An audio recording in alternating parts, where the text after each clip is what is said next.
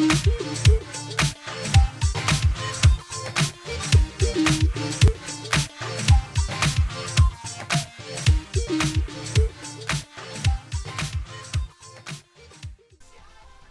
the crack, lads? It is the Midnight Kid here, bringing you episode 6 of my Master League Chronicles, opening up with the player of the year, and it is Lionel Messi, as you can see there, rightly so as well.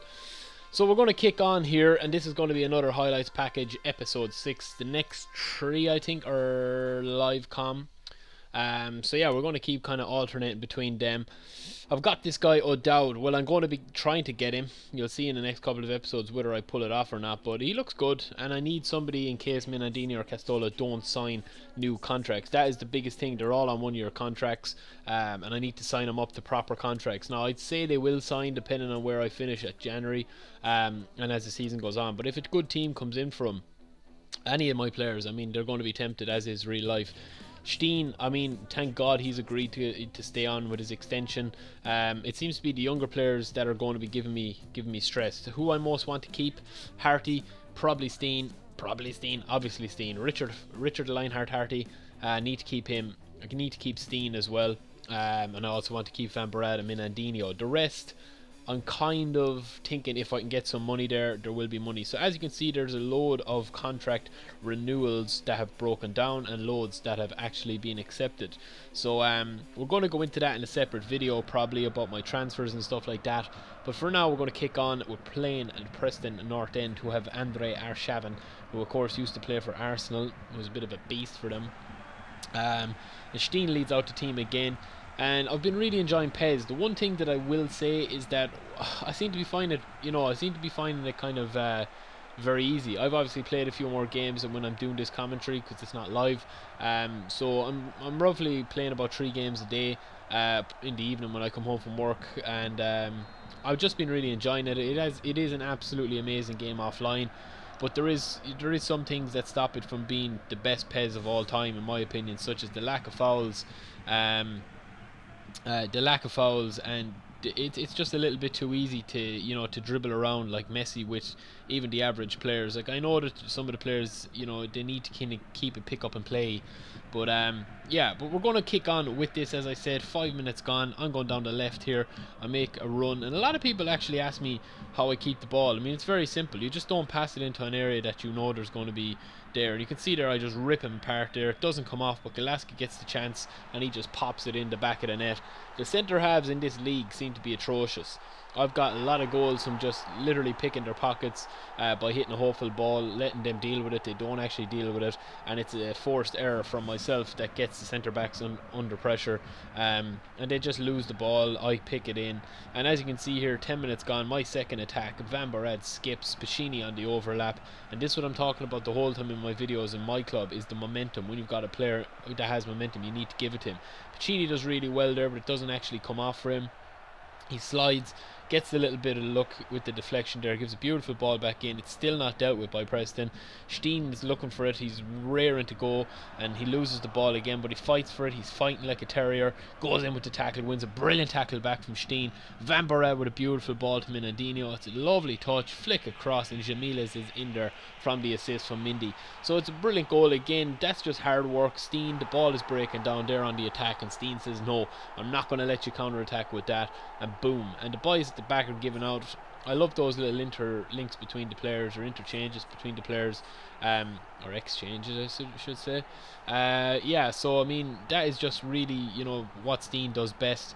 And some people have been saying that I should use Dodo instead of Steen, but lads, look, I mean, Steen is my favourite all time ever PES default player. He's just an absolute beast. The dog's barking here. He's just such a good player that it's frightening for me.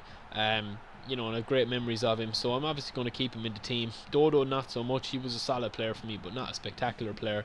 And Zamiles has been really good this season so far. He's been, probably going to be the oldest member on the squad when he retires, because he just never does. So again, from here, it's just a simple case of seeing out the game.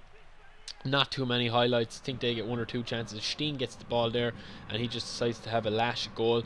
But again, it want to be a miraculous effort from there. But again, it is Steen, so anything could happen. So I'll bring on a couple of subs. Roy Keane saying get Burchard on. Arshavin has been gone off. Alan Brown is coming on in his place. Arshavin's been kept fairly quiet. Again, brilliant tackle for Vandenberg. Vandenberg's actually a brilliant player as well, Dutch centre mid. It's a lovely ball in there. Again, just asking the questions. They don't really deal with it that well either. Give the ball out to Humphrey. Again, it's a really good tackle. And there is a tackle at the end of this game I want to show you. But again, it just feels a little bit easy in this game. That's why I didn't really, I was glad I didn't live comment, because it just felt really easy. Another really good aerial battle there between Steen and his man, but Steen comes out on top as usual.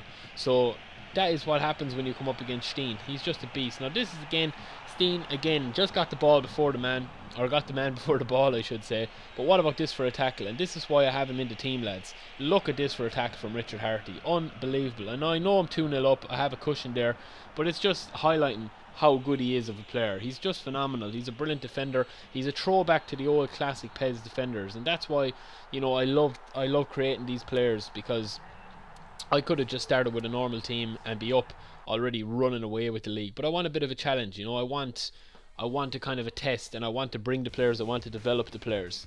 So that is what I like to do in my default. I don't really like starting with the real, teams and stuff, because it's just too easy, and you can just buy the top class players all along. I mean, I'm still going to remember, bringing up these guys. It's going to be a good memory for when I buy a really good player, like my superstar players, if I get one a youngster and develop him, or somebody that really develops, because all this is brand new in PES. This kind of monthly report stuff, the club secretary has gone in here, and this is just feeding back into the areas of the team where I need to improve and how I need to improve. So I've got 2 wins, 1 draw and 2 losses. Obviously if I keep that up, I'm probably not going to get promoted, but I have been improving. And as I said, the team spirit is a massive thing offline as well.